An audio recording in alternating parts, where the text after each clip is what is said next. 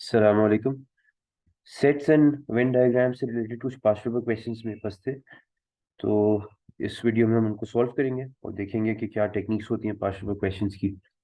सबसे पहले हमारे पास क्वेश्चन है जिसके अंदर आपको यूनिवर्सल सेट दिया हुआ है, एक जो कि 1 से लेके 15 तक के इंटीजर्स हैं। फिर एल है जिसमें कहते हैं x such that x is an odd number. तो सबसे पहला काम हमें ये करना चाहिए कि हम यहाँ पे उसके एलिमेंट्स को लिस्ट डाउन कर लें। तो 1, 3, 5, 7, 9, 11, 13 और 15। ठीक है, और m कहता है इट्स अ मल्टीपल ऑफ 3। तो 3 के सारे मल्टीपल्स भी लिख लेते हैं, 3, 6, 9, 12 और 15। ओके।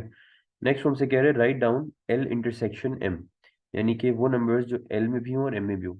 यानी कि अगर हम उसको वर्ड्स की डिस्क्रिप्शन में देखें तो वो ऑड भी होना चाहिए और मल्टीपल ऑफ m 3 भी होना चाहिए। और अगर हम डायरेक्टली सेट के थ्रू देखना चाहें तो हमें सिर्फ चेक करना है कि कौन कौन से नंबर्स कॉमन है। तो सबसे पहले 3 कॉमन आएगा, फिर हमारे पास 9 आता है और फिर 15 आता है। तो हमने आंसर स्पेस में लिख दिया 3, 9 और 15। इसको वर्ड्स के थ्रू समझना ज़्यादा ज़रूरी है ताकि हमें जो है डिस्क्राइब करने में आसानी हो। कभी कभी वो डिस्क्राइब करने के लिए भी देता है कि describe the elements given by this set, तो उससे भी फायदा होता है काफ़ी। नेक्स्ट हमसे कहता है सेकंड पार्ट में एल प्राइम यानी L complement intersection M. L complement का मतलब कि अगर एल में ऑड है तो एल कॉम्प्लीमेंट का मतलब है कि इवन नंबर्स होंगे, और इंटरसेक्शन विद एम यानी 3 के वो मल्टीपल्स जो कि इवन आएंगे। तो हम देख लेते हैं, सबसे पहले एक तो 6 होगा और 12 होगा, सिर्फ 6 एंड 12, 3 के वो मल्टीपल्स जो कि इवन थे। नेक्स्ट हमसे कहता है a number n is chosen at random from the universal set, find the probability that n belongs to l union m। तो प्रोबेबिलिटी फाइंड करनी है। प्रोबेबिलिटी हमेशा एक फ्रैक्शन होती है जिसमें ऊपर हमारे पास डिजायर्ड आउटकम्स होते हैं, नंबर ऑफ आउटकम्स, और नीचे टोटल नंबर ऑफ आउटकम्स होते हैं। तो पहले तो ये बात करते हैं कि टोटल नंबर ऑफ आउटकम्स कितने हो सकते हैं। तो टोटल नंबर ऑफ आउटकम्स हमारे पास हमने देखा कितने नंबर्स हैं यूनिवर्सल सेट के अंदर, टोटल 15 है। तो डिनोमिनेटर में तो हमारे पास 15 आएगा। और वो पूछ रहा है find the probability that n belongs to l union m। तो अब ये देखना है कि l यूनियन m में कितने एलिमेंट्स आएंगे। तो पहले l यूनियन m को लिस्ट डाउन कर लेते हैं। l यूनियन m को जब हम लिस्ट डाउन करने बैठते हैं तो हमारे पास आता है 1, 3, 5, 6, 7, 9, 11, 12, 13 और 15। तो ये टोटल होते हैं 1, 2, 3, 4, 5, 6, 7, 8, 9, 10 एलिमेंट्स है टोटल। तो n बिलोंग्स टू दीज यानी n के टोटल 10 डिजायर्ड आउटकम्स है हमारे पास, इनमें से कोई सा भी हो सकता है। तो इसलिए 10/15 या फिर फाइनल आंसर हमारे पास 2/3 सिंप्लीफाइड फॉर्म में आ जाएगा। अच्छा, पार्ट बी हमसे कह रहे हैं in a survey a number of people were asked do you own a car and do you own a bicycle. The Venn diagram shows the set C of car owners, यहाँ पे हमें दिख रहा है, और the set B of bicycle owners जो कि यहाँ पे बताया हुआ है। Letters P Q and X are the numbers of people in each subset. Okay, 11 people owned neither a car nor a bicycle, तो वो 11 जो है वो दोनों से बाहर आ जाएगा बिल्कुल, outside both the circles. A total of 66 people owned a car, ये 66 पीपल वो हैं जिन्होंने जिनके पास कार थी। अब हमें ये नहीं बताया हुआ उसने कि वो हैं जो ओनली कार थी जिनके पास, या कार और बाइसिकल दोनों थी। इसका मतलब ये कि 66 represents दिस होल थिंग। तो आप अपने पास लिख ले पहले साइड पे, p plus Q is equal to 66, यही मतलब हुआ ना इसका। नेक्स्ट स्टेटमेंट में वो कहता है कि 4 times as many people own a car only as own a bicycle only. तो पहले हम ये बात करते हैं कि बाइसिकल ओनली वाले कितने हैं। तो हम यहाँ पे देख सकते हैं बाइसिकल ओनली वाले हमारे पास जो है वो एक्स है। ठीक है, तो एक्स है बाइसिकल ओनली वाले, और पी हमारे पास है कार ओनली वाले। अब उसने जो बोला हुआ है 4 times as many people owned a car only as owned a bicycle only, इसका क्या मतलब है हमारे पास कि जितने लोगों के पास बाइसिकल थी, जो एक्स है, उससे 4 times as many people had a car. तो यानी कि अगर एक्स लोगों के पास बाइसिकल है तो 4x लोगों के पास कार होगी, एंड दैट मीन्स कि हमारे पास p is equal to 4x हो जाएगा। अब उसने कहा है right down expressions in terms of x for p, तो p is equal to 4x हमारे पास ऑलरेडी आ गया। और q निकालना है, तो हम अगर p की जगह सब्स्टिट्यूट कर देंगे तो हमारे पास 4x plus q is equal to 66 होता है। And therefore q is equal to 66 minus 4x हमारे पास आंसर आ जाएगा। ठीक है, अब लास्ट पार्ट में वो कहता है total of 27 people owned a bicycle. तो ये जो है उसने कहा है कि 27 पीपल ओन्ड अ बाइसिकल, तो ये ओनली बाइसिकल की बात नहीं कर रहा। That means 27 is equal to q plus X both. अब वो कहता है आपसे कैलकुलेट x। तो x कैसे कैलकुलेट करेंगे? अगर आप नोटिस करें तो हमने पिछले पार्ट में एक इक्वेशन निकाली है for q and x in terms of q and x। ये एक दूसरी इक्वेशन है इन terms of q and x। हम इनको साइमल्टेनियसली सॉल्व कर सकते हैं। कैसे? q को ऑलरेडी हमने यहाँ पे सब्जेक्ट बनाया हुआ था, तो इसी q को हम अपनी करंट इक्वेशन के अंदर सब्स्टिट्यूट कर सकते हैं। तो 27 इज इक्वल टू q की जगह हमने लिखा 66 minus 4x and plus x as it is आया। तो इसको जब सिंप्लीफाई करेंगे तो 27 माइनस 66 इक्वल्स -3x, और यहाँ से हमारे पास -39 इक्वल्स -3x, और हम -3 से डिवाइड करेंगे तो x इज इक्वल टू 13 आ जाएगा हमारे पास। नेक्स्ट तो हमसे कहता है कि the calculate the total number of people who were in the सर्वे। जब x आ गया तो अब आप क्या कर सकते हैं, p और q भी निकाल सकते हैं। कैसे? q के लिए हमारे पास ये गिवन था, तो q is equal to 66 minus 4 times 13। तो ये हमारे पास हो जाएगा 66 माइनस 52 विच इज 14। और अगर हम p की बात करें तो p तो सिंपली 4x था। That means p is equal to 52। 4 times 13 करने से 52 आ जाएगा हमारे पास। ठीक है, अब नेक्स्ट जो है हमने क्या किया, p और q भी निकला है हमारे पास। अब हम क्या करेंगे, हम simply p plus q plus x and plus 11 करेंगे, क्योंकि ये ताकि हमारे पास total number of people in the survey आ जाए। हमने क्या करना है आगे, p की वैल्यू 52 है, प्लस q हमारे पास था 14, प्लस x हमने निकाला है 13, प्लस 11 करेंगे तो ये अल्टीमेटली हमारे पास आ जाएगा 66, 79 और 90 टोटल पीपल आ जाएंगे हमारे पास। तो हमारा फाइनल आंसर इसके लिए 90 आ जाएगा। ठीक है जी। अच्छा, अब जरा हम नेक्स्ट क्वेश्चन पे आते हैं। नेक्स्ट क्वेश्चन, अच्छा बाय द वे ये जो क्वेश्चन था इसकी रेफरेंस भी मैं बता देता हूँ। रेफरेंस है ये बेसिकली नवंबर 09 पेपर 2 था एंड क्वेश्चन नंबर 4। ठीक है, अब नेक्स्ट क्वेश्चन पे आते हैं जरा। ये हमारे पास जो क्वेश्चन है वो हमसे कहता है कि in a survey 60 students are asked which of the subjects biology, history and Spanish they are studying. Venn diagram shows the results. Total 60 है, तो दैट मीन्स इस पूरे डायग्राम के अंदर जो सम आएगा सबका वो 60 आएगा। अच्छा, उसने कहा है 27 स्टूडेंट्स स्टडी हिस्ट्री। 27 जो हिस्ट्री स्टडी करते हैं ये ओवरऑल स्टडी हिस्ट्री करते हैं, ओनली हिस्ट्री नहीं करते। ठीक है, तो 27 का मतलब है कि ये जो पूरा हिस्ट्री का सर्कल है सेट, इन पूरे का सम आना चाहिए 27। तो हम क्या करेंगे, हम सिंपली इन सबको आपस में ऐड करेंगे, 3 plus 2 plus p plus 16 and they should all be equal to 27। अब p को सब्जेक्ट बनाते हैं तो हमारे पास 27 माइनस ये तीनों चीजें ऐड करने से 21 बनता है, तो 26 माइनस 21 हो जाएगा। तो p इज इक्वल टू 6 आ जाता है। ये हमने क्वेश्चन अभी पढ़ा भी नहीं है और हमने खुद ही सॉल्व कर लिया इसको। अच्छा, p की वैल्यू 61 आ गई, सॉरी 6 आ गई p की वैल्यू। आगे q भी निकालना था। q कैसे निकालेंगे? उसने हमसे कहा है कि टोटल मेंबर्स 60 थे, दैट मीन इन पूरे नंबर्स का सम 60 आना चाहिए। Okay, let's find out. तो सबसे पहले क्या किया हमने, 15 प्लस 3 प्लस 2 प्लस 5, पहले ये बायोलॉजी वालों को सबको ऐड किया। रिमेनिंग नंबर 16 p और 9 रहते हैं, तो प्लस 16 प्लस p की जगह हम 6 लिख सकते हैं, प्लस 9, और जो आउटसाइड द सर्कल्स है वो q लिखा हुआ था, तो plus q is equal to total था 60। अब इन सारे नंबर्स को ऐड अप करना पड़ेगा हमें। अगर P1 का सवाल था तो हम विदाउट कैलकुलेटर करेंगे, P1 P2 का होगा तो विद कैलकुलेटर करेंगे, बट ये मोस्ट लाइकली है P1 का सवाल है। तो हम इसको ऐड कर लेते हैं, 56 plus q is equal to 60। तो यहाँ से q की value 60 minus 56 which is equal to 4। तो हमने q की वैल्यू भी लिख ली। 1 मार्क का क्वेश्चन है, कोई ज्यादा वर्किंग की रिक्वायरमेंट नहीं है आपके पास। आप इसको जो है एक स्टेप में अंदर लिख के एक सिंपल सा फाइनल आंसर भी लिख सकते हैं। नेक्स्ट हमसे कहते हैं find n of H complement. That means कि एच के बाहर कितने बच्चे थे वो बताना है, मीनिंग कि कितने बच्चे हिस्ट्री नहीं पढ़ते। तो हम क्या करेंगे, हम ये सारी वैल्यूज ऐड अप करेंगे, 15, 5, 9 एंड क्यू की वैल्यू जो कि 4 आई है अभी।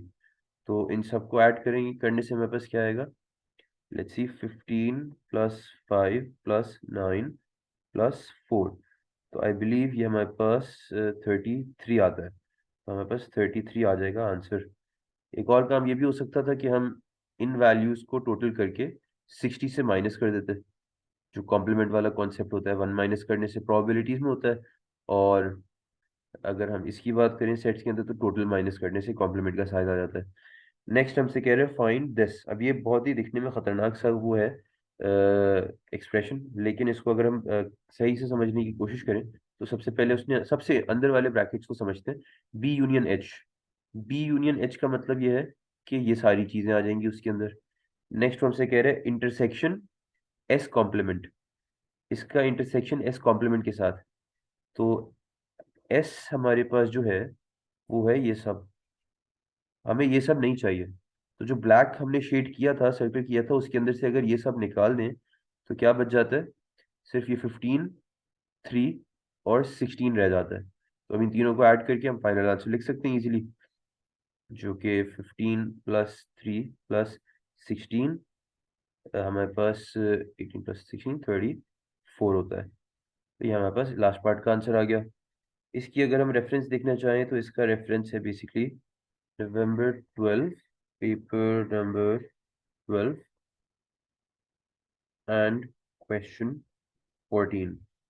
ठीक है, अच्छा जी। चलें अब नेक्स्ट क्वेश्चन पे आते हैं जरा।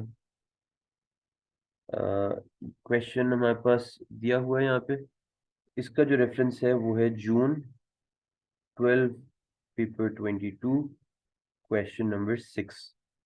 अच्छा, अब सबसे पहले यूनिवर्सल सेट बताया हुआ है, x is an integer and 2 is less than equal to x less than equal to 14।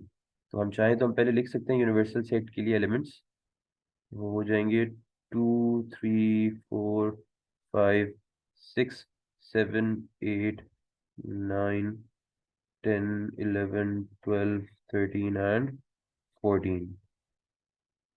एक सेकेंड।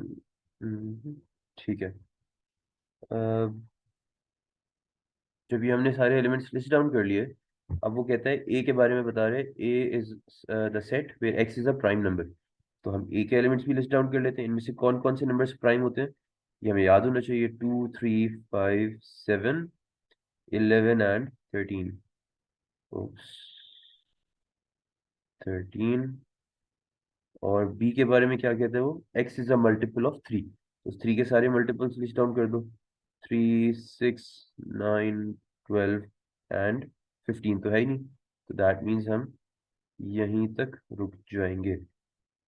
अच्छा जी, पार्ट 1 कहता है list the members of A union B का कॉम्प्लीमेंट। तो ए यूनियन बी का कॉम्प्लीमेंट लिस्ट डाउन करने के लिए हमारे पास दो तरीके हैं। पहले तो ये कि हम पहले ए यूनियन बी बना लें खुद से, और फिर उसके उसमें जो कुछ रह जाता है वो हम लिस्ट डाउन कर देते हैं। दूसरा तरीका ये है कि हम इसको डिस्क्रिप्शन के थ्रू समझ लें।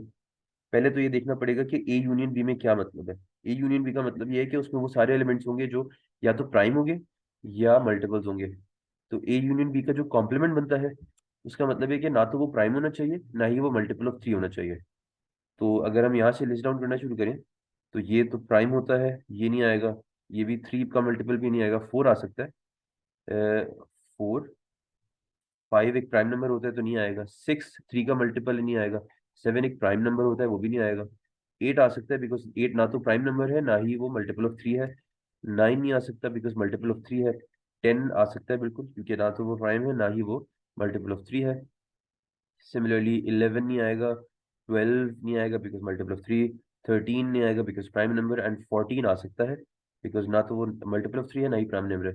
अगर ऐसे समझ नहीं आ रहा तो आप अपने पास एक काम ये करें कि ए यूनियन बी का पहले लिस्ट डाउन कर लें एलिमेंट्स, तो वो आपके पास ये सारी चीजें आ जाएंगी मिक्स होके, 2, 3, 5, 6, 7, 9, 11, 12, 13 और जब ये लिस्ट डाउन कर लिया तो इसके कॉम्प्लीमेंट में देख लो क्या क्या नंबर्स रह गए थे। 2 3 के बाद 4 रहता है तो 4 लिख दिया हमने। 5 6 7 के बाद 8 रहता था तो 8 लिख दिया। 9 के बाद 10 रहता है तो 10 लिख दिया। और 11 12 13 के बाद 14 रहता है तो 14 लिख दिया था हमने। नेक्स्ट हमसे पूछता है वो, find the n of A intersection B. इस एन का मतलब होता है कि कितने एलिमेंट्स आएंगे उसके अंदर, साइज बेसिकली। ठीक है, तो size of A intersection B के लिए पहले तो इंटरसेक्शन बी या तो निकाल लें या डिस्क्रिप्शन के थ्रू समझ लें इसको। निकाल लेते हैं, ज्यादा बेहतर होगा। ए इंटरसेक्शन बी हमारे पास क्या आएगा, वो कहता है ए इंटरसेक्शन बी में हमने देख लिया एक तो 3 कॉमन है, तो दैट मीन्स सबसे पहले 3 आएगा। देन उसके बाद 5 नहीं है, 6 नहीं, 7 नहीं, और कुछ भी नहीं दिख रहा मुझे इसके अंदर कॉमन। तो इसका मतलब ये हुआ कि सिर्फ एक ही एलिमेंट था इसके अंदर, तो हमने फाइनल आंसर में लिख दिया 1। नेक्स्ट हमसे कहता है given that C is a subset of A and size of C is 3 and B intersection C is not empty, list the members of possible set C. यहाँ पे उसने बहुत सारी बातें बताई हैं, तो आई थिंक वेन डायग्राम के थ्रू अगर हम इसको करें तो हमारे पास काम आसान हो जाएगा रिलेटिवली। तो एक छोटी सी रफ सी स्केच कर लेते हैं वेन डायग्राम, और उसमें फिर हमें प्रॉब्लम भी नहीं होगी होपफुली। ठीक है, अच्छा ये हमने बना लिया ए, ये हमारे पास हो जाएगा बी। अब इनका इंटरसेक्शन में 3 था। अब चाहे तो हम बाकी सारे एलिमेंट्स भी लिस्ट डाउन कर सकते हैं, लेकिन अभी फिलहाल नहीं करते। 3 भी हटा देते हैं फिलहाल। उसने पहली बात क्या कही है कि जो है सी इज अ सबसेट ऑफ ए। ठीक है, मतलब कि सी पूरा पूरा ए के अंदर आएगा। तो या तो वो ऐसे होगा या उसका थोड़ा बहुत बी के साथ इंटरसेक्शन भी आएगा, अब हमें नहीं पता फिलहाल। ठीक है, बट पॉइंट इज कि वो ए के अंदर आएगा, ये बात हमने नोटिस कर ली। दो पॉसिबिलिटीज बन सकती हैं, एक या तो ये होगा या ये होगा, या हो सकता है पूरा पूरा इधर आ रहा हो। ठीक है, तो हम फिलहाल पहली पॉसिबिलिटी लेके चलते हैं, आगे देखते हैं शायद उसने कुछ बताया हो। नेक्स्ट उसने बोला है कि size of C is equal to 3, मतलब उसके अंदर 3 एलिमेंट्स होंगे। ठीक है, तो यहाँ पे भी हो सकते थे, यहाँ भी हो सकते थे, यहाँ नहीं हो सकता, मतलब पूरा पूरा, क्योंकि उसके प्रॉपर इंटरसेक्शन के अंदर तो सिर्फ एक ही एलिमेंट था। तो वो ये वाली पॉसिबिलिटी तो खत्म हो गई। अब दो पॉसिबिलिटीज रहती हैं, या तो पूरा ए के अंदर होगा या थोड़ा बहुत बी के साथ भी इंटरसेक्ट कर रहा होगा। ठीक है, आगे वो कहता है कि B intersection C is empty, यानी कि वो बी के साथ जो हम सी सबसेट बना रहे हैं, वो बी के साथ उसकी कोई इंटरसेक्शन नहीं होगी। तो जो हम ये वाली बात कर रहे थे इस केस की, तो ये पॉसिबल ही नहीं रहा। अब उसने खुद बता दिया, एलिमिनेट कर दिया। दैट मीन्स कि जो सी सेट आएगा वो पूरा पूरा ए के अंदर आएगा। अब based on this information list the members of a possible set C. अब सेट सी के अंदर उसने बताया थे 3 एलिमेंट्स हैं। कौन से 3 से एलिमेंट्स हैं, कोई से भी हो सकते हैं। उसने बोला एक पॉसिबल इस तरह से सेट आप बता दें, कोई सी का एलिमेंट, सी का सेट इस तरह से। तो मैं कहता हूँ चलें जी बता देते, कोई से भी 3 बताते हैं। वो एलिमेंट जो कि ए में हो और बी में ना हो।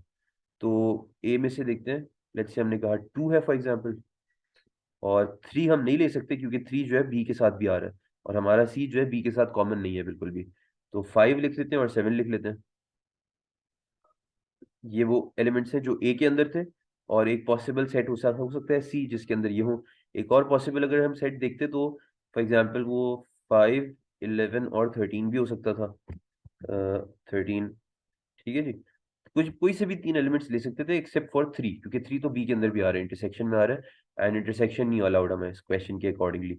तो ये हमारे पास हो गया इसका सवाल का जवाब।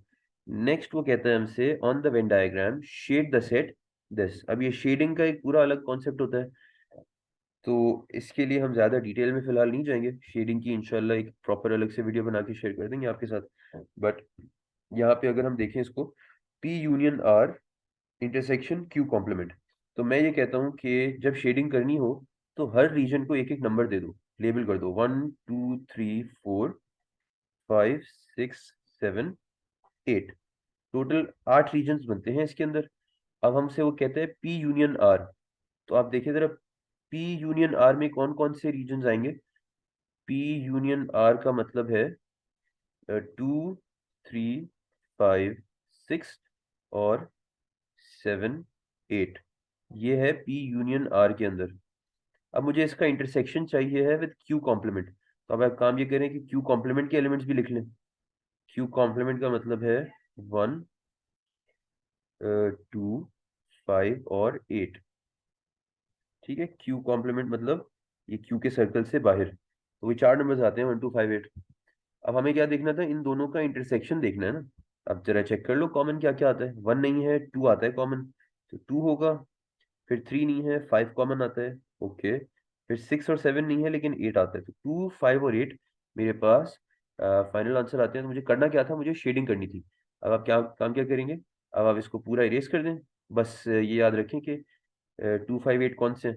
तो या चाहो तो पहले इसको शेड कर लो खुद से पेंसिल से,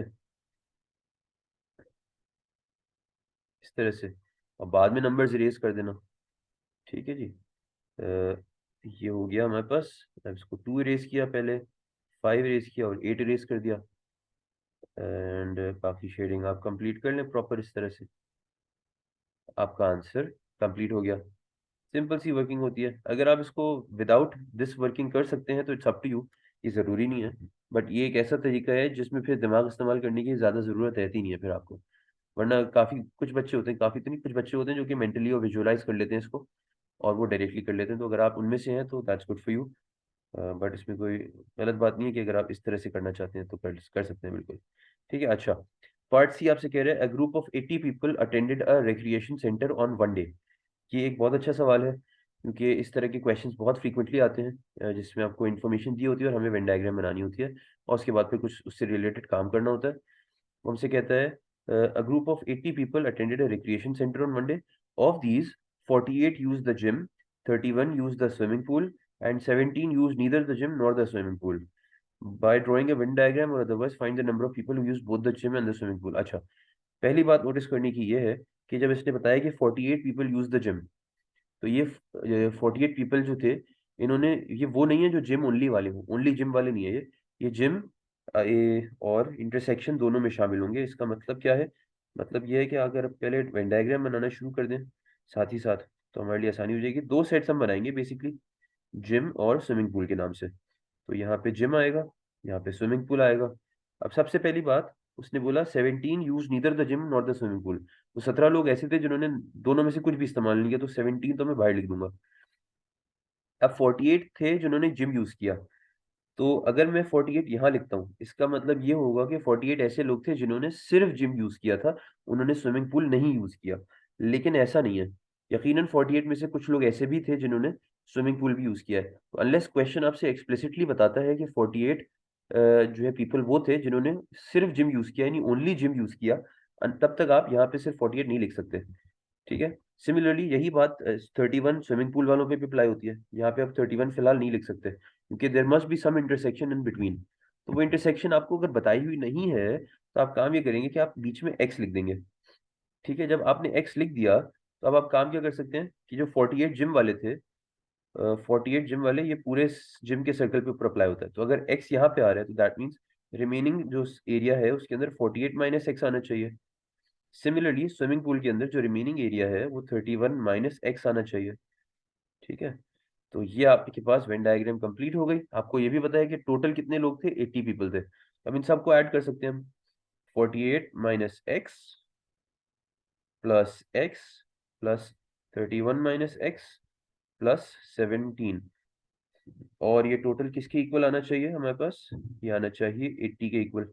तो आप इसको सिंप्लीफाई कर लें, 80 इज इक्वल टू, ये माइनस एक्स प्लस एक्स एक दफा कैंसिल आउट हो जाएगा, 48 प्लस 31 हमारे पास होता है 79, and plus 17 gives you 89 and 96, and minus x as it is आया। अब जब x को रीअरेंज करके सब्जेक्ट बनाएंगे तो x is equal to 96 minus 80 which is equal to 16। तो इसका मतलब है कि 16 लोग ऐसे थे जिन्होंने जिम और स्विमिंग पूल दोनों इस्तेमाल किया। क्वेश्चन ने पूछा क्या था, find the number of people who use both the gym and the swimming pool. वो एक्स के बारे में ही पूछ रहा था। दैट मीन्स कि हमें एक्स ही फाइंड करना था। ठीक है, और हमने फाइंड कर लिया, उसकी वैल्यू 16 आ रही है। तो ये क्वेश्चन भी आपके पास हो गया कंप्लीट। नेक्स्ट क्वेश्चन पे आते हैं जरा। अच्छा, अब वो आपसे क्या कहता है, स्टार्ट करने से पहले बल्कि इसका रेफरेंस आपको बता देते हैं। ये जो क्वेश्चन है ये आपके पास जून 13 पेपर 12 क्वेश्चन 10 है। ठीक है जी। अब यूनिवर्सल सेट बताया है उसने आपको, और वो कहता है कि A is the set of odd numbers. तो फिर से मेक अ हैबिट कि पहले सेट के एलिमेंट्स लिस्ट डाउन कर लो। A is equal to odd numbers मतलब 1 3 5 7 एंड 9, और बी का मतलब मल्टीपल्स ऑफ 3। तो ये काफी ज्यादा दफा आ चुका है मल्टीपल्स ऑफ 3 वाला सवाल, 3 6 9, बट मल्टीपल्स ऑफ 2 भी आ सकते हैं, मल्टीपल्स ऑफ 4 भी आ सकते हैं, फैक्टर्स ऑफ सम नंबर भी आ सकते हैं। तो उसमें कोई फिक्र करने की बात नहीं है, जो भी आएगा हम उसके हिसाब से अपना काम कंप्लीट कर लेंगे। अच्छा, वो कह रहे हैं complete the Venn diagram to illustrate this information. Okay, सबसे पहला काम हमें क्या करना है, हमें पहले, अच्छा जब भी इस तरह से शेडिंग करनी हो वगैरह ना, या कोई वेन डायग्राम कंप्लीट करनी हो, तो सबसे पहला काम ये करते हैं कि हम सबसे छोटे वाले या इंटरसेक्शन वाले एरिया से स्टार्ट करते हैं। तो ए इंटरसेक्शन बी, हम यहाँ से देखें अगर कि ए इंटरसेक्शन बी में क्या क्या आता है, तो एक 3 कॉमन है दोनों में और एक 9 कॉमन है। तो सबसे पहले मैं यहाँ 3 और 9 एंटर कर दूंगा। अब मैं बी के बाकी एलिमेंट्स कितने थे, 3 और 9 के अलावा बी में 6 आता है, और ए में क्या आता है 1 5 और 7। तो ए में फिर मैंने 1 5 और 7 लिख दिया। ये तो हो गए ए और बी के एलिमेंट्स। रिमेनिंग एलिमेंट्स का क्या होगा, वो आएंगे दोनों से बाहर।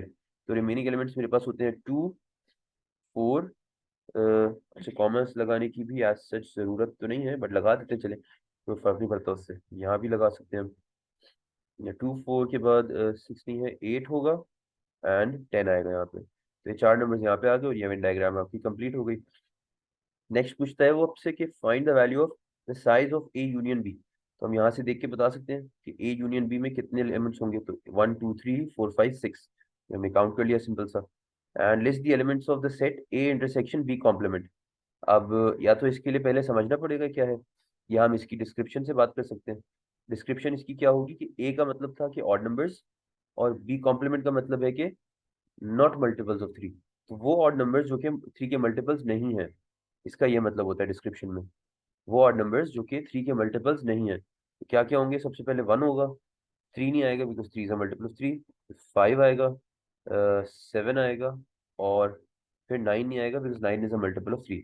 अगर ऐसे समझ नहीं आता तो फिर बताया था कि या तो पहले ए के एलिमेंट्स लिख लो जो कि लिखे हुए हैं, सिमिलरली बी कॉम्प्लीमेंट के एलिमेंट्स लिख लो, और फिर दोनों में देख लो क्या इंटरसेक्शन कॉमन आ रही है, वो वाले एलिमेंट्स यहाँ पे लिस्ट डाउन कर देना, कोई प्रॉब्लम नहीं है हमारे पास।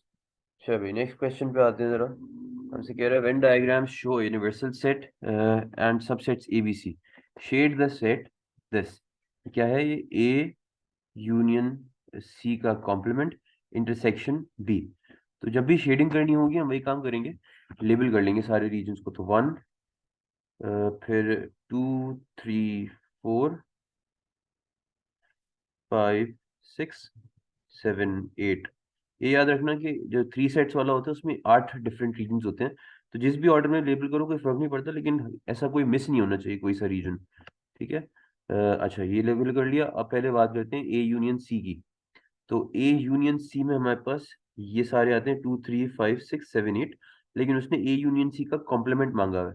तो मैं ये सारे लिखने के बजाय इसके कॉम्प्लीमेंट में क्या क्या आता है 1 एंड 4, तो मैंने 1 एंड 4 लिखा है सबसे पहले डायरेक्ट। अब आप चाहें तो पहले ये सारे भी लिख, ये सारे लिख के फिर उसका कॉम्प्लीमेंट अलग से लिखते, बट इतना काम आई थिंक हम खुद से कर सकते हैं मेंटली, तो इसलिए हमने ली नहीं लिखा इसको। अब बी में क्या क्या आता है 3 4 5 6, तो 3 4 5 6, और अब इन दोनों का इंटरसेक्शन क्या बनता है, सिर्फ और सिर्फ 4, यानी कि ये वाला हिस्सा। तो बाकी सब आप इरेज कर दें, ठीक है जी। और ये बीच से 4 भी इरेज कर देते हैं, और यहाँ पे इसको फिर से शेड कर दिया। जब ये शेड कर दिया, शेडिंग का मकसद ऐसा होता है इस तरह जैसे उसने नेक्स्ट पार्ट में शेड किया हुआ है। कोई ज़रूरी नहीं है कि आप पूरी कलरिंग बुक लेके बैठ जाएं और इसको ऐसे ऐसे ऐसे ऐसे करना शुरू कर दें। ठीक है, इस तरह से टाइम ज़ाया होता है सिर्फ, कोई फ़ायदा नहीं इसका। ऐसे जितना काफ़ी है यहाँ तक, थोड़ा और ज़्यादा थोड़ी सी लाइंस एक्स्ट्रा ड्रॉ कर लो पहले, बट पूरी कलरिंग बुक नहीं करनी है आपको, ना ही इसको कलरिंग बुक की तरफ फिल करना है। ठीक है जी। अच्छा नेक्स्ट पार्ट आपसे कह रहे हैं express in set notation the subset shaded in this diagram. तो इसका भी प्रॉपर तरीका होता है। सबसे पहले आपने नोटिस किया कि क्या क्या चीज़ें शेडेड हुई हैं इसमें। तो मैं ये कहता हूँ कि ए और बी शेड हुए हैं काफ़ी हद तक। तो सबसे पहले तो मैंने ए यूनियन बी को अपने पास लिख लिया। ए यूनियन बी पूरा शेडेड नहीं है, उसमें से ये वाला हिस्सा गायब है। तो ये कौन सा हिस्सा गायब है, मोस्ट इंपॉर्टेंटली ये सी का हिस्सा गायब है। तो जो हिस्सा कम करना होता है, मैं हमेशा कहता हूँ कि आप उसका इंटरसेक्शन लें विद सी कॉम्प्लीमेंट। अगर सी कम करना है तो सी कॉम्प्लीमेंट से इंटरसेक्शन लेंगे। ठीक है, तो ये आपके पास आ जाएगा। अगर इस पार्ट में कभी भी गलती नहीं होनी चाहिए क्योंकि जब आप आंसर लिख लें तो आप इसको खुद से वेरीफाई कर सकते हैं। जैसे अभी पिछले पार्ट में शेडिंग की थी, अब यही वाला काम खुद से अपनी डायग्राम साइड पे बनाओ। 2 मिनट से ज्यादा नहीं लगने चाहिए, 1 मिनट से ज्यादा भी नहीं लगना चाहिए बल्कि तो। और जैसे डायग्राम खुद से बना ली छोटी सी, ठीक है, 1, 2 और 3, सारे रीजन लेबल कर लो, 1, 2, 3, 4 एंड 5, 6, 7। उसके हिसाब से दोबारा इसके हिसाब से शेडिंग करो और चेक करो कि यही आ रहा है जो उसने बताया हुआ है, या कुछ डिफरेंट आ रहा है। अगर कुछ डिफरेंट आ रहा है इसका मतलब है कि आंसर आपके पास गलत आया है, और अगर सही हो गया तो बहुत अच्छी बात है, आगे बढ़ जाए। जैसे कि हम आगे बढ़ रहे हैं इसके अगले सवाल पे। ठीक है जी। इसका जो रेफरेंस है वो है basically November 16, paper 12 and question 14। ठीक है, in the Venn diagram shade the region which represents the subset this. तो अब जरा वीडियो पॉज कर लें और इसको खुद से करने की कोशिश करें, वही जो रीजन लेबलिंग के हिसाब से होता है। मैं इसको डायरेक्ट कर देता हूँ। आप पॉज कर लें पहले, आंसर अगर देखना हो तो फिर वीडियो रिज्यूम कर लीजिएगा। ए इंटरसेक्शन बी कॉम्प्लीमेंट, तो B complement intersection A union C. तो फाइनल जो रीजन बनना चाहिए, एक सेकेंड, वो आपके पास ये पूरा रीजन आना चाहिए। ये होगी shading as far as I can tell. A intersection B complement, B complement का आपने ए के साथ इंटरसेक्शन लिया है, okay, and union with C. ठीक है, बिल्कुल यही बनेगा। सही है। अच्छा, अगर नहीं आया तो जरा आप दोबारा से चेक करें कि आपने क्या गलती की है। बट इसमें गलती की गुंजाइश होती नहीं है, बिकॉज आप प्रॉपर रीजन्स को लेबल करके करते हैं, तो इसमें कोई गलती नहीं होनी चाहिए।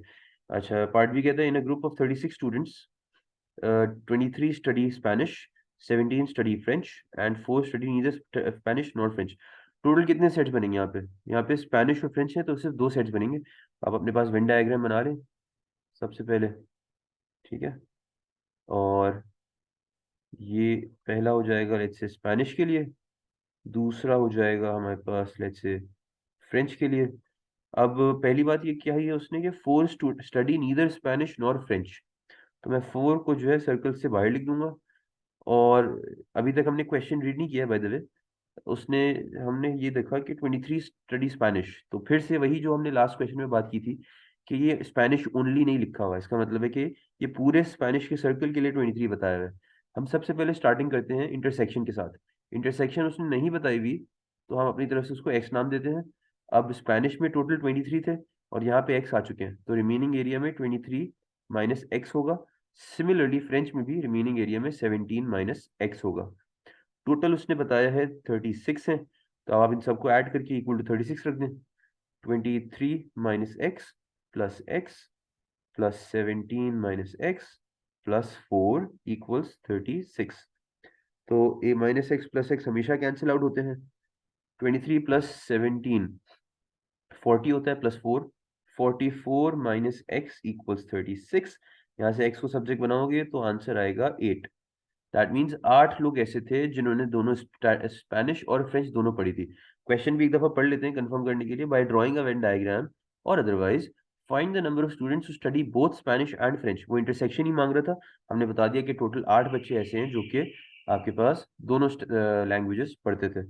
ठीक है, अच्छा आगे बढ़ते हैं नेक्स्ट क्वेश्चन की तरफ।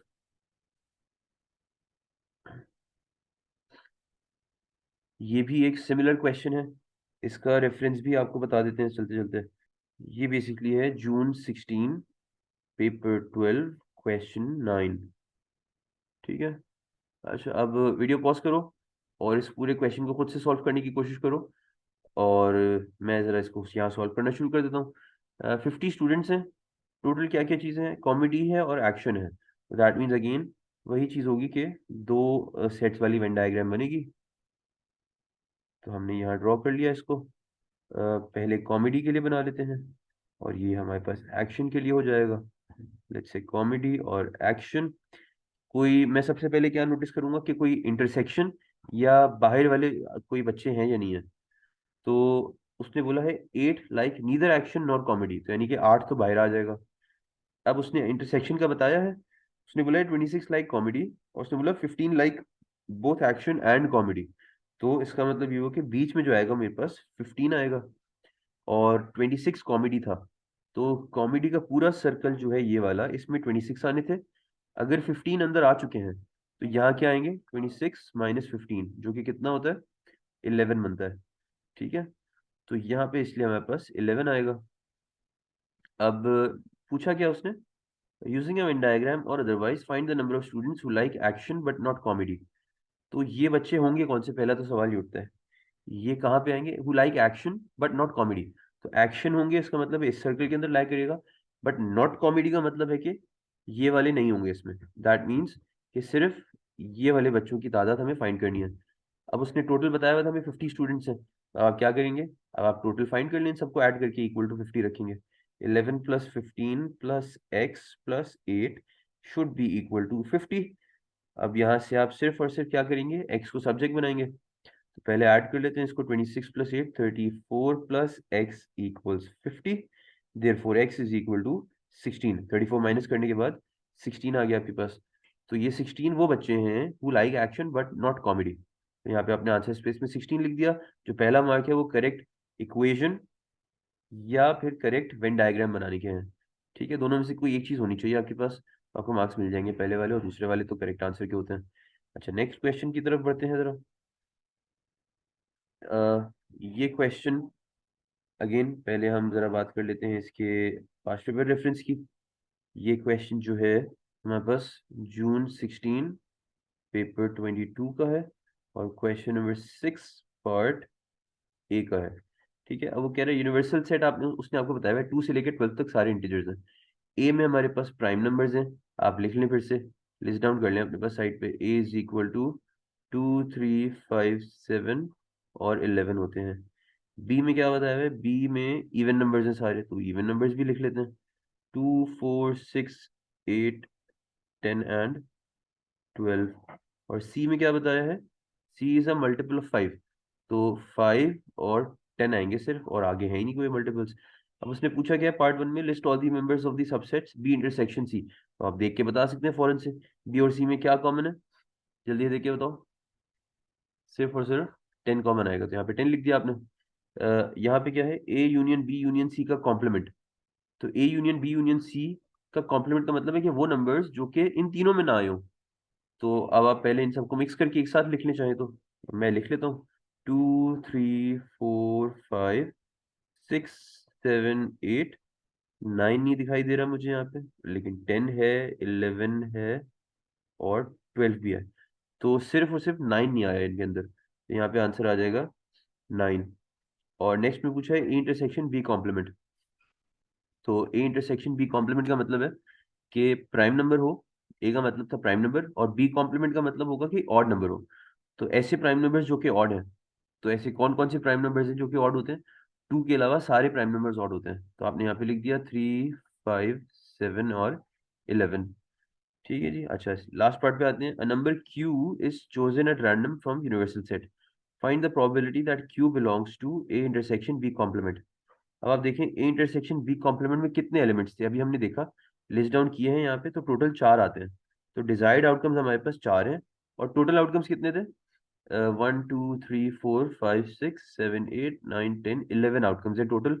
तो आपने यहाँ पे डिनोमिनेटर में 11 लिखा, तो 4/11 आंसर स्पेस में हमारा फाइनल आंसर आ जाएगा। ठीक है जी।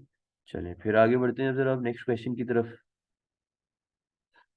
ये सवाल हमारे पास जून 2017 से है, पेपर नंबर 12, और क्वेश्चन 7 है। कहते हैं use set notation to describe the shaded set in the Venn diagram. तो ये तो इतना कॉमन होता है कि इसको हम आराम से बता सकते हैं, बट अगर वैसे कॉन्सेप्चुअली देखा जाए तो ए का पूरा, ऑलमोस्ट पूरा ए है।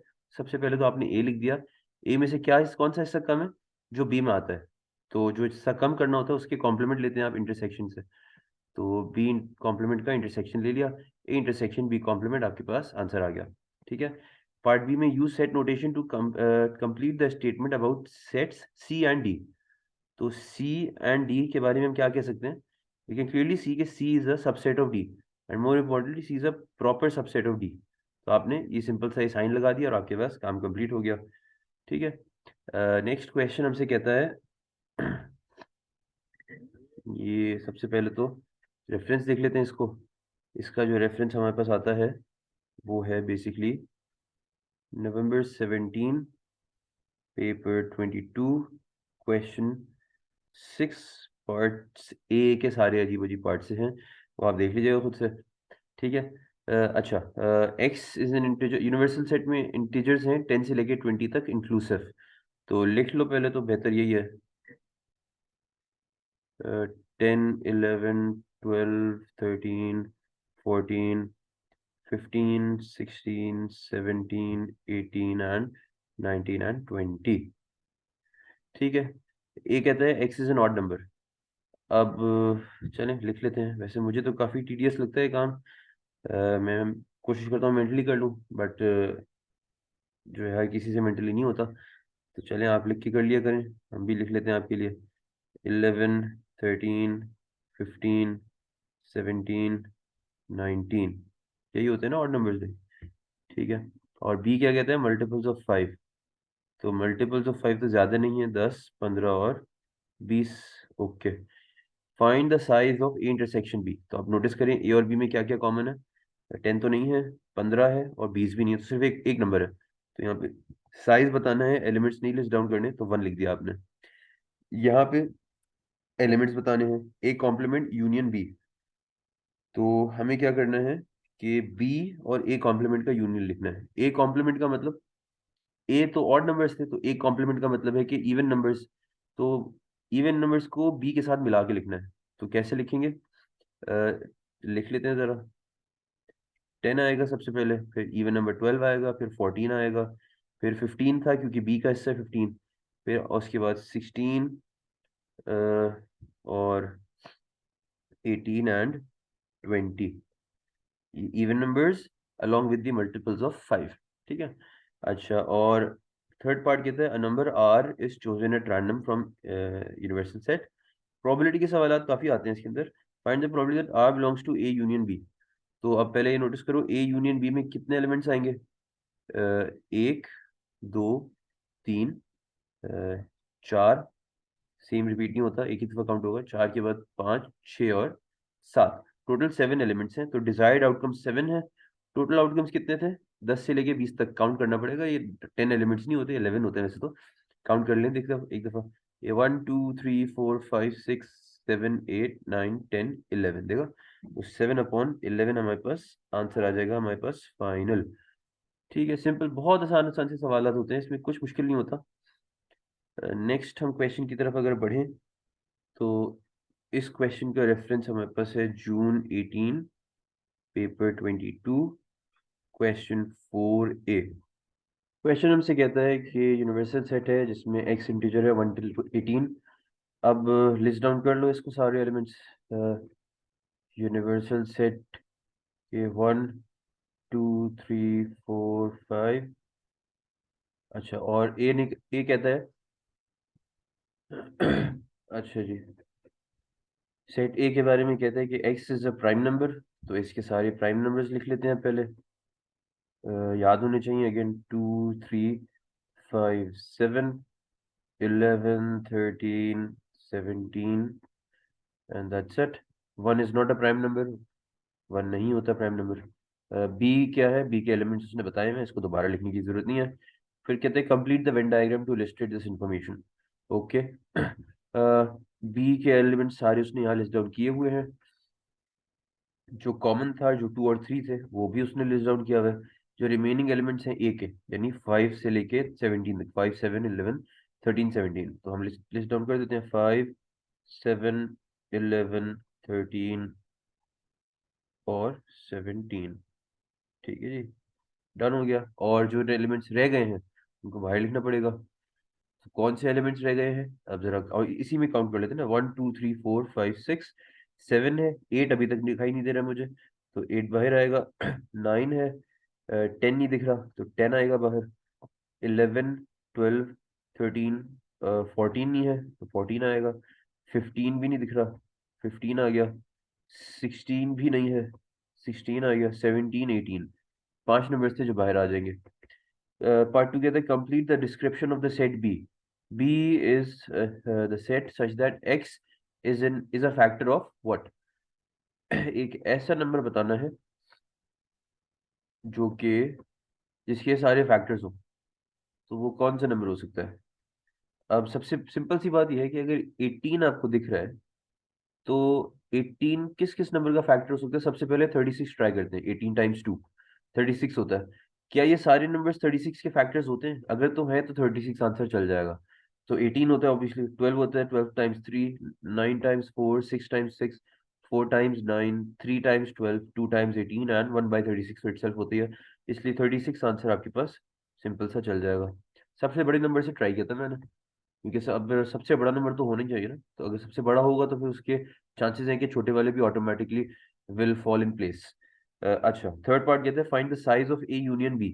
तो ए यूनियन बी का साइज अब काउंट कर ले, टोटल 1 2 3 4 5 6 7 8 9 10 11 12 13। तो 13 एलिमेंट्स हैं जो कि ए यूनियन बी के अंदर आते हैं। Next, let's the elements of A complement intersection B. तो ए कॉम्प्लीमेंट इंटरसेक्शन बी का क्या मतलब है कि बी के तो ये वाले एलिमेंट्स हैं, वो एलिमेंट्स इनमें से जो कि प्राइम नहीं है, क्योंकि ए तो प्राइम था इसलिए ए कॉम्प्लीमेंट नॉट प्राइम होंगे। तो वो एलिमेंट जो कि प्राइम नहीं है बी के अंदर, तो वो कौन कौन से होंगे? 1 4 6 9 12 18। तो आपने लिख दिया यहाँ पे 1 4 6 9 12 और 18। एंड ये हो गया इस क्वेश्चन का लास्ट पार्ट।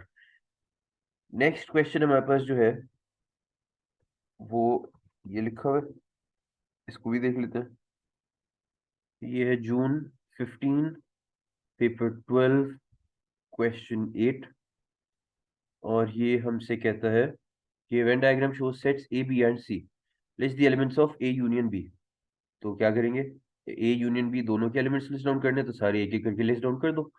तो ए में आता है पी क्यू एस टी, और बी में क्या क्या आता है?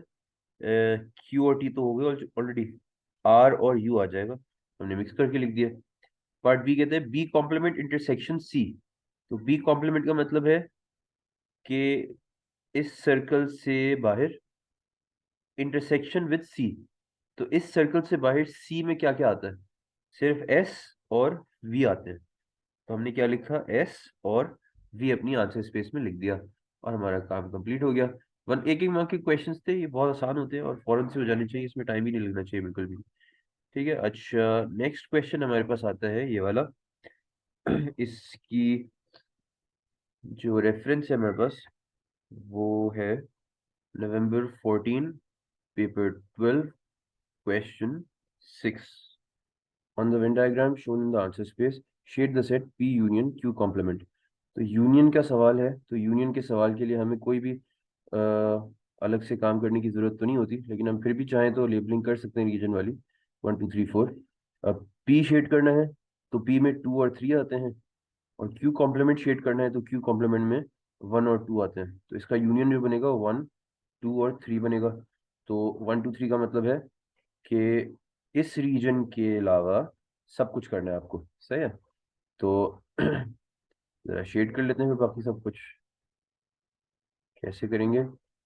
प्रॉपर दिख जाए जिससे कि आपने सही रीजन शेड किया हुआ है। यहाँ तक आप करते जाएं इसको, और जो एसेंशियली जो ओनली क्यू वाला रीजन था वो खाली छोड़ना है हमें। ये आपकी हो गई शेडिंग पार्ट 1 के लिए। पार्ट बी आपसे कहते हैं there are 27 children in a class, of these children 19 own a bicycle, 15 own a scooter and 3 own neither a bicycle nor a scooter. अब इन्फॉर्मेशन में उसने दो सेट्स बनाने के लिए कहा है, एक बाइसिकल का और एक स्कूटर का। तो हम वही काम अपना शुरू करेंगे। वेन डायग्राम बनाई सबसे पहले तो रेक्टेंगल, फिर आपने पहले सेट बनाया, ये हो जाएगा फॉर एग्जांपल बाइसिकल के लिए, और जो सेकंड सेट हो जाएगा किस चीज़ के लिए? स्कूटर के लिए। अब स्टार्ट करने के दो पॉसिबिलिटीज हैं, या तो हम बीच से स्टार्ट करें या हम बाहर से स्टार्ट करें। बीच वाला तो उसने बताया नहीं है कि कितने बच्चे ऐसे हैं जिनके पास दोनों चीजें हैं, बाइसिकल और स्कूटर। तो हम बाहर वाले से स्टार्ट करते हैं, 3 own neither a bicycle nor a scooter. तो हम सबसे पहले तो बाहर वाली इस जगह हम लिख देंगे अपने पास 3। ठीक है। अब क्योंकि बीच का उसने नहीं बताया, तो आप हमेशा जब भी एक्स लिख सकते हैं बीच में ना बताए होगा तो। अब बाइसिकल वाले 19 थे, यहाँ पे x आ चुके हैं तो रिमेनिंग में 19 माइनस एक्स आ जाएगा। सिमिलरली स्कूटर के 15 थे तो यहाँ पे x आ चुके हैं तो स्कूटर में रिमेनिंग 15 माइनस एक्स आएगा। और टोटल थे 27। अब आप सब ऐड कर दें, 19 minus x plus 15 minus x plus 3 equals 27। तो एक माइनस एक्स प्लस एक्स हमेशा कैंसिल आउट होगा। 19 plus 15 34 plus 3 37 minus x equals 27। और यहाँ से x इज इक्वल टू 10 आता है। तो इसका मतलब है कि 10 बच्चे ऐसे थे जिनके पास दोनों चीजें थी। उसने पूछा हुआ क्या था, using a Venn diagram or otherwise find the number of children who own a bicycle but not a scooter. तो हमने एक्स तो फाइंड कर लिया है, लेकिन जरूरी नहीं है कि हमेशा वो हमसे दोनों का इंटरसेक्शन पूछे। जैसे यहाँ पे उसने पूछा है who own a bicycle but not a scooter, तो ये कौन सा रीजन होगा? बेसिकली बाइसिकल हो बट स्कूटर ना हो, तो दैट मीन्स ये इस रीजन की बात कर रहा है। तो आपको क्या करना पड़ेगा, आपको 19 माइनस एक्स करना पड़ेगा। एक्स की वैल्यू 10 आ गई, तो 19 माइनस 10 कितना होता है? 9 आ गया, तो 9 हमारे पास फाइनल आंसर आ जाएगा। ठीक है जी, चलिए अब आगे बढ़ते हैं जरा। नेक्स्ट क्वेश्चन हमारे पास जो है उसका रेफरेंस भी देख लेते हैं जल्दी से। ये क्वेश्चन है नवंबर 2010, पेपर 12, क्वेश्चन नंबर 11। ठीक है जी। क्वेश्चन आपसे कहता है the Venn diagram shows the sets universal P Q and R. इस डायग्राम में दिया हुआ है यूनिवर्सल है 1 till 10 इंटीजर्स हैं सारे। कहते हैं find the value of the size of Q union R. तो सिंपल सी काउंटिंग करनी है और कुछ भी नहीं करना है इसके अंदर। एलिमेंट्स नहीं लिस्ट डाउन करेंगे क्योंकि उसने पीछे लिखा हुआ है एन और क्यू यूनियन आर। एन का मतलब साइज या नंबर ऑफ एलिमेंट्स होता है। तो 1 2 3 4 5 6 7 8। तो आपने आंसर स्पेस में लिख दिया 8। ये क्यू यूनियन आर के एलिमेंट्स थे। फिर कहता है number of elements, sorry, list the elements of the set P complement intersection Q union R. तो अब इसके लिए आप क्या करेंगे, पहले ब्रैकेट सॉल्व करना है। तो ब्रैकेट में देखो पी क्यू यूनियन आर में क्या क्या थे। क्यू यूनियन आर में यही 8 एलिमेंट्स थे जो अभी हमने जिसको लिस्ट डाउन किया, लिस्ट डाउन नहीं जिसके नंबर लिखा था, उसका इंटरसेक्शन लेना है विद पी कॉम्प्लीमेंट। तो पी कॉम्प्लीमेंट का मतलब है कि पी के बाहर नंबर्स आने चाहिए, ये नहीं होने चाहिए। ठीक है। अब जरा बताओ जो रिमेनिंग नंबर्स रहते हैं उनमें से क्यू यूनियन आर वाले कौन कौन से हैं? 5 है, 6 7 8 और 9। हम आंसर इसमें से लिख देंगे 5 6 7 8 एंड 9। सिर्फ इतना सा काम था। One element is chosen at random from universal set. और उसके बारे में वो क्या कह रहा है कि वो write down the probability that this element belongs to P intersection Q union P intersection R. अब ये दिखने में सेट बड़ा खतरनाक है, बट इसको अगर समझेंगे तो ये बहुत आसान हो जाएगा। मीनिंग, पहले तो प्रोबेबिलिटी लिखनी है, तो डिनोमिनेटर में तो टोटल नंबर ऑफ एलिमेंट्स आ जाएंगे जो कि 10 है। कैसे पता? काउंट कर लो, 1 till 10 जा रहे हैं तो ये तो 10 ही होंगे। बट फिर भी जस्ट टू बी श्योर एक दफा काउंट कर लेना, क्योंकि हो सकता है बीच में से कुछ स्किप हो कर दिया उसने या मिसिंग हो, या जीरो से स्टार्ट हो रहा हो और आपको लगे कि 0 till 10 10 ही होते हैं, हालांकि 11 होते हैं। एक दफा काउंट कर लीजिएगा। ठीक है जी। अब पी इंटरसेक्शन क्यू में देखते हैं कितने एलिमेंट्स हैं। पी इंटरसेक्शन क्यू में क्या क्या है पहले तो ये बता देते हैं जरा। 2 है और 3 है। और पी इंटरसेक्शन आर में क्या क्या है? पी इंटरसेक्शन आर में 3 और 4 है। तो टोटल कितने एलिमेंट्स होंगे? 2 3 और 4 टोटल हमारे पास होते हैं 3 एलिमेंट्स। तो आपने न्यूमरेटर में लिखना है 3, क्योंकि बीच में उसमें यूनियन बोला हुआ था। अगर यहाँ पे इंटरसेक्शन होता तो मतलब इन दोनों का इंटरसेक्शन वो सिर्फ 3 आता, तो यानी कि सिर्फ एक ऐसा एलिमेंट होता जिसके आप अ, आपके पास डिजायर्ड आउटकम में होता। यहाँ पे 3 एलिमेंट नहीं लिखा हुआ, ये नंबर ऑफ डिजायर्ड आउटकम्स लिखे हैं जो कि 3 है हमारे केस के अंदर। तो 3/10 हमारे पास आंसर स्पेस में आ जाएगा फाइनल आंसर। ठीक है जी। अच्छा, नेक्स्ट क्वेश्चन पे आते हैं अब जरा। ये है November 11, paper 12, question 10। Venn diagram shows the universal set and the set B. अब ये काफी एनालिटिकल सवाल है तो इसको समझना जरूरी है। और इसको हम केस बाय केस समझते हैं वैसे तो, but let's see. A and C are two sets such that A union B is equal to B. इसका क्या मतलब हो सकता है? ये तो अगर आपने सेट थ्योरी डिटेल में पढ़ी है तो इसका मतलब आपको पता होना चाहिए, बट अगर नहीं पढ़ी है तो इसको जरा ऐसे एक्सप्लोर कर लेते हैं हम। A union B is equal to B, इसमें 3 केसेस हो सकते हैं। अगर हम इस इंफॉर्मेशन को भी इग्नोर करें तो ए के होने के 3 पॉसिबिलिटीज हैं। या तो ए पूरा पूरा अंदर होगा, या ए थोड़ा बहुत इंटरसेक्ट करेगा, या ए जो है पूरा का पूरा बाहर होगा। ठीक है। अब A union B is equal to B, ऐसा कौन से केस में होता है हमारे पास, ये जरा देख लें। अगर हम इसके साथ इस वाले केस को कंसिडर करें तो ए यूनियन बी में आंसर बी नहीं आता, बी से एक्स्ट्रा चीज भी आएगी। अगर हम इस केस को कंसिडर करें तो अगेन ए यूनियन बी में एक्स्ट्रा सामान भी आ रहा है, ये वाला एक्स्ट्रा रीजन आता है जिसमें कुछ एलिमेंट्स होंगे यकीनन, इसलिए ये भी कंसिडर नहीं होगा। लेकिन अगर हम ये वाला केस देखें जिसमें ए पूरा का पूरा इनसाइड बी है, तो इससे समझ में आएगा कि जब ए और बी का यूनियन बनेगा तो आंसर बी इटसेल्फ आएगा। तो इसलिए ए की पोजीशन तो मेरे पास ये पक्की हो गई है कि ये इनसाइड भी आएगा कंप्लीटली। अब कितना बड़ा होगा और इसके साथ क्या क्या हो रहा होगा ये भी देख लेंगे थोड़ी देर में। लेट्स से ये तो हो गया ए पक्का पक्का। और उसने कहा है कि A intersection B is not equal to B, मतलब कि एक हमने जहां पे अभी जो बात की है कि A will lie inside the set B, तो ये भी तो हो सकता था कि ए और बी दोनों इक्वल सेट्स होते हैं पूरे के पूरे, क्योंकि जब इक्वल होंगे तो दोनों के यूनियन तभी भी आएगा। तो इसके लिए उसने हमें बताया है कि दोनों की जो इंटरसेक्शन है वो बी नहीं आ रही।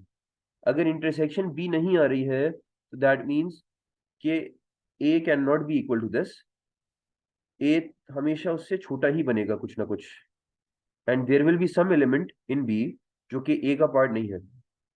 इसकी डिटेल में ज्यादा जाने की जरूरत नहीं है, बट ये समझ लो कि इसका मतलब ये है कि A is not equal to B essentially. तो इसका वो प्रॉपर सबसेट है, इम्प्रॉपर सबसेट नहीं है। अब नेक्स्ट उसने कहा है कि A intersection C is equal to five, मतलब जो सी जहां पे भी बनता है उसका ए के साथ इंटरसेक्शन बिल्कुल भी नहीं होना, चाहे वो सी यहाँ पे आता है, चाहे सी यहाँ पे आता है, या वो यहाँ पे आता है, इन तीनों में से कहीं पे भी आ रहा हो सी, उसका ए के साथ इंटरसेक्शन नहीं होने वाला। अच्छा, और सेकंड उसने बोला है, क्या बोला है कि B intersection C is not equal to five, यानी कि बी और इंटरसेक्शन सी के साथ जो है वो एग्जिस्ट करता है, वो एम्प्टी नहीं है। तो इसका मतलब ये हुआ कि ये वाला सेट तो जो है नहीं होगा, क्योंकि बाहर वाले का तो इंटरसेक्शन नल था। सिमिलरली हम इसके साथ भी बात कर सकते हैं। हमने ये जो फाइनल डायग्राम बनाई जिसमें हमारे पास सी यहाँ पे आएगा, हम इसको थोड़ा सा एनलार्ज करके भी बना सकते हैं, तो वो ऐसे कुछ बनेगा और ये हमारे पास सी हो जाएगा। अब जस्ट एक दफा वेरीफाई कर लेते हैं कि सारी हमारी केसेस सेटिस्फाई हो रही है, कंडीशन नहीं हो रही। तो A union B is equal to B, तो ए यूनियन बी जो है वो इज इक्वल टू बी आएगा बिल्कुल। ए इंटरसेक्शन बी जो होता है वो ए आएगा इटसेल्फ, तो बी के बराबर तो नहीं है, ओके ठीक है। ए इंटरसेक्शन सी फाइव होना चाहिए, ए इंटरसेक्शन सी फाइव है बिकॉज दोनों में कोई इंटरसेक्शन नहीं है, बीच में खाली जगह पड़ी हुई है काफी सारी। और लास्टली कहते हैं B intersection C is not equal to five, यानी बी इंटरसेक्शन सी होना चाहिए, जो कि हमारे पास सामने दिख रहा है। इसका मतलब ये हमने बिल्कुल करेक्ट वेन डायग्राम बनाई है। ठीक है। अच्छा, आगे बढ़ते हैं अब जरा। ये आई थिंक नवंबर 2008 का क्वेश्चन है, P1, क्वेश्चन नंबर 9। उसने कहा on the Venn diagram shade the set A intersection B intersection C complement. तो काम वही करते हैं, सारे रीजन लेबल कर लो 1 2 3 4, और याद होना चाहिए कि थ्री सेट की जो वेन डायग्राम होती है उसके अंदर टोटल 8 रीजन आते हैं। तो अगर 8 से कम हो रहे हैं, ज्यादा हो रहे हैं, तो मतलब कुछ गलत किया है। 1 2 3 4 हो गया, फिर 5 6 7 और 8। अब ए में क्या क्या है, मैं कहता हूँ इसको एक साथ अगर लिख ले तो थोड़ा आसान हो जाएगा हमारे लिए, सही है। तो ए इंटरसेक्शन भी तो हम आराम से बता सकते हैं, 3 और 6 होगा। अच्छा, और इसका इंटरसेक्शन विद सी कॉम्प्लीमेंट, तो सी कॉम्प्लीमेंट में क्या क्या आता है, ये सब नहीं आएंगे, बाकी 1 2 3 4 आएंगे।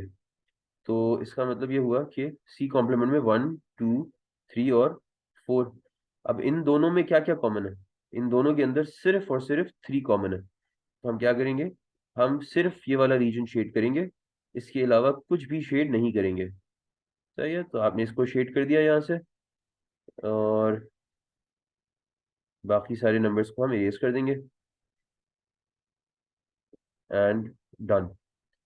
नेक्स्ट पार्ट हमसे कहता है यूनिवर्सल सेट दिया हुआ है 2 से लेके 2 3 4 5 6 7 8 9 10, 2 से लेके 10 तक है। पी बता रहे हैं is a prime number, x is a prime number, तो पी को आप लिस्ट डाउन कर लें, 2 3 5 एंड 7। ठीक है।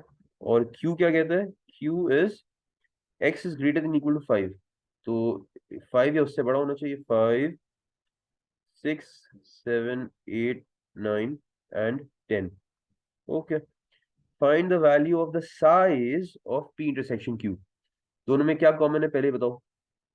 टू नहीं है, थ्री नहीं है, फाइव एक कॉमन आता है और सेवन दूसरा कॉमन आता है। ठीक है, इसको अगर हम इंटरसेक्शन को डिस्क्रिप्शन के थ्रू समझें तो एक ऐसा प्राइम नंबर जो कि greater than equal to five हो, तो या तो वो फाइव हो सकता है या वो सेवन हो सकता है। तो कितनी दोनों कॉमन आ रहे हैं नंबर्स? दो कॉमन आ रहे हैं, तो इसका मतलब है कि इस सेट के अंदर दो एलिमेंट्स होंगे। तो आपने फांसी स्पेस में टू लिख दिया। एक मार्क का सवाल है, इसके लिए अगर आप विजुअली भी देख देख के लिख सकते हैं या मेंटली कर सकते हैं तो आप लिख सकते हैं, इसके लिए वर्किंग रिक्वायर्ड एज सच नहीं है। ठीक है, सेकंड पार्ट में आपसे कहते हैं list the elements of P union Q complement. तो पी यूनियन क्यू कॉम्प्लीमेंट के लिए क्यू कॉम्प्लीमेंट पहले लिख लेते हैं अपने पास। क्यू कॉम्प्लीमेंट में क्या होगा?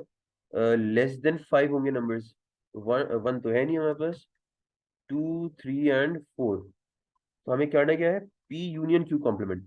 पी यूनियन क्यू कॉम्प्लीमेंट में मतलब सारे एलिमेंट्स मिक्स करके लिखेंगे आप।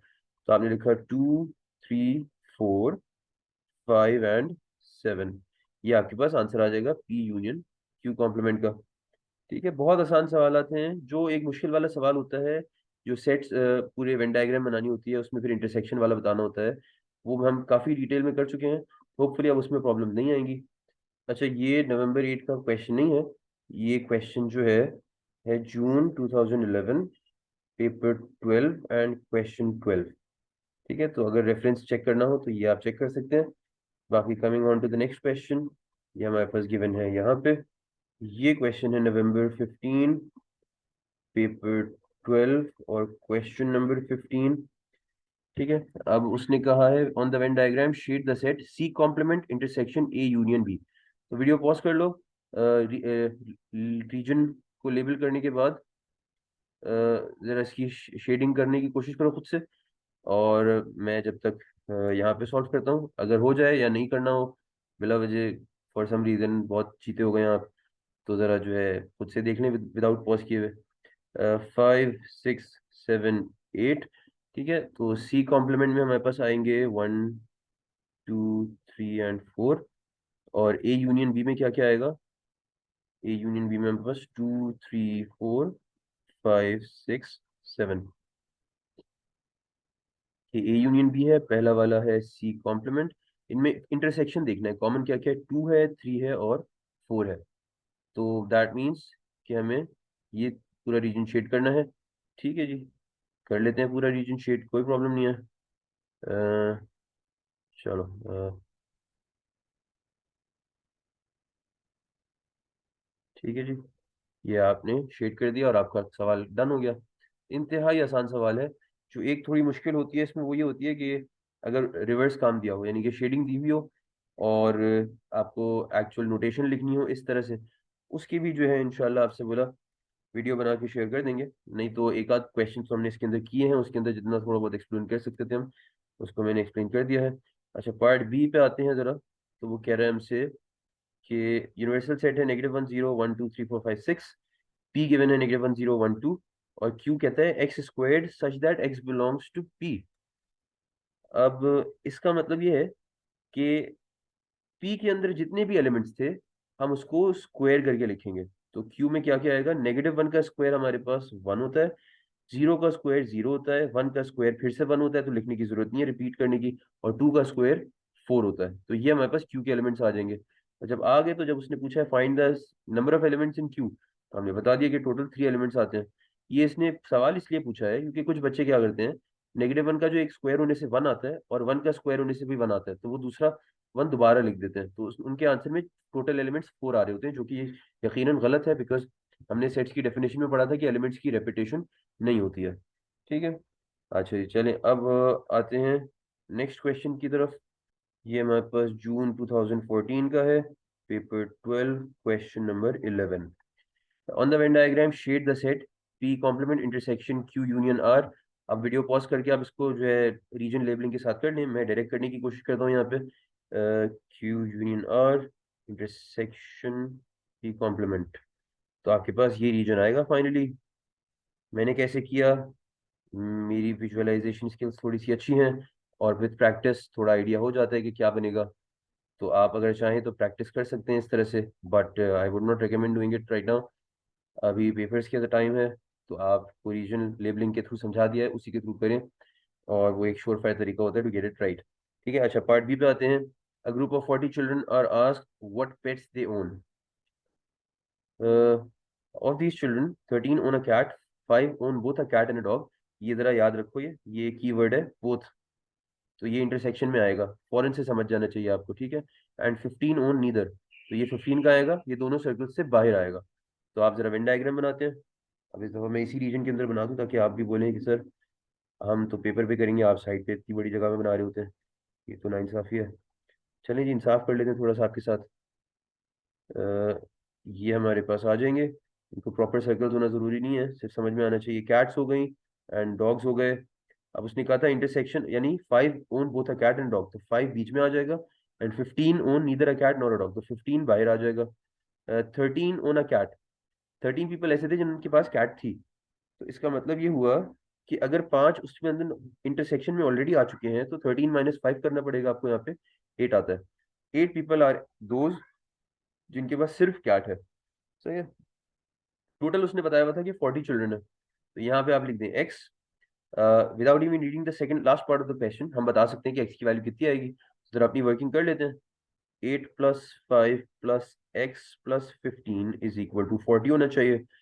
तो यहाँ से आप कर लेंगे, तो ये x plus 28 is equal to 40 and therefore x is equal to 12 आ जाएगा। और ये हमने x डिफाइन किया था as the people who only had a dog, तो इसका मतलब है कि 12 लोग ऐसे थे जिनके पास सिर्फ डॉग था। अब जब ये आ गया x की वैल्यू, तो सवाल भी पढ़ लेते हैं। यूजिंग अ वेन डायग्राम और not, find the number of children who own a dog but not a cat. तो यानी कि वो इस रीजन के बारे में मालूमात करना चाहते हैं जिसको हमने x लेबल किया था इटसेल्फ। तो इसका मतलब है हमारा आंसर स्पेस में सिर्फ और सिर्फ 12 लिखेंगे तो हमें मार्क्स मिल जाएंगे। ठीक है, अगर शॉर्ट लिखा लिख के जो तो जाहिर बात है गलत हो जाएगा आंसर। अब आगे बढ़ते हैं। आंसर स्पेस में लिखना मत भूलना भाई, ठीक है, उसके सारे पैसे होते हैं। नेक्स्ट क्वेश्चन पे आते हैं। I think this is one of the last questions. तो अच्छा जी, ये क्या है हमारे पास, आई डोंट नो ये कौन सा रेफरेंस है इसका, तो कोई बात नहीं, हम इसको विदाउट रेफरेंस कर लेते हैं। On the Venn diagram shade the set this. Again pause करो, रीजन लेबलिंग करो और उसके बाद इसको शेड कर लो। मैं डायरेक्ट करने की कोशिश करता हूँ। ए यूनियन सी का कॉम्प्लीमेंट इंटरसेक्शन बी, तो हमारे पास ये फाइनल आंसर आएगा इसका। Again do not try to copy me, नहीं हो पाएगा, आप इसको रीजन लेबलिंग के थ्रू करें।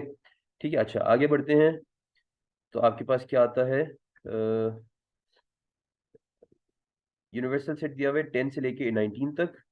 W गिवन है मल्टीपल ऑफ 2 और H गिवन है मल्टीपल ऑफ 3। तो W के लिस्ट डाउन कर लो पहले। 10, 12, 14, 16, 18।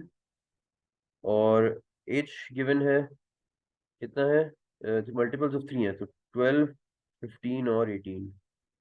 ठीक है जी। फाइंड द साइज और number of elements in their union. तो यूनियन में टोटल आप काउंट कर लें कितने एलिमेंट्स आएंगे। ठीक है जी। एक 10, ये 12 दूसरा, 3, 4, 5 और ये 18 जो है वो छठा नंबर है। तो आप क्या करेंगे फिर, टोटल आंसर स्पेस में लिख देंगे 6। List the elements, list the members of W intersection H complement. तो इसको पहले डिस्क्रिप्शन के थ्रू समझ लें थोड़ा सा, फिर आप जो है उसके थ्रू कर लीजिएगा, सेट्स के थ्रू। W का मतलब है मल्टीपल ऑफ 2 हो, और H कॉम्प्लीमेंट का मतलब है कि मल्टीपल ऑफ 3 ना हो। तो वो 2 के मल्टीपल्स, क्योंकि इंटरसेक्शन मांगी है उसने तो दोनों में होना चाहिए, तो वो 2 के मल्टीपल्स जो कि 3 के मल्टीपल्स ना हो। तो आप W में से जरा, W का जो सेट हमने लिस्ट डाउन किया था यहाँ पे, उसमें से चेक करें कि कौन कौन से नंबर जो है वो 3 के मल्टीपल्स नहीं है। तो हम अगर जैसे ही देखेंगे हमें पता चलेगा, एक तो 10 आएगा, एक 14 है और एक 16 है, बिकॉज ये 3 नंबर्स हमारे पास 3 के मल्टीपल्स नहीं होते। तो इसलिए हमने आंसर इसमें लिख देना है, क्या लिखेंगे, 10, 14 और 10, 14 और 16। अगर हम इसको वैसे करना चाहें, लिस्ट डाउन द एलिमेंट्स, तो W तो ऑलरेडी मेंशन्ड है, H कॉम्प्लीमेंट भी लिख लो चलो जाओ तो।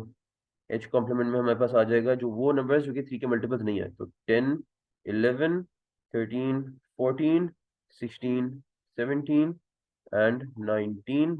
अब आप देख लें, मैचिंग कर लें W के साथ। एक 10 कॉमन आता है, एक 14 कॉमन आता है और एक 16 कॉमन आता है, तो वही बन रहा है। ठीक है जी। ये आई बिलीव हमारा लास्ट क्वेश्चन था। बिल्कुल। तो ये काफ़ी अच्छी डिटेल प्रैक्टिस हो चुकी है। अगर कोई क्वेश्चन हो तो कमेंट्स में पूछ लेना भाई। बाकी इंशाल्लाह अब से जो है अगली वीडियो में मुलाकात होती है। तब तक के लिए keep practicing and Allah Hafiz.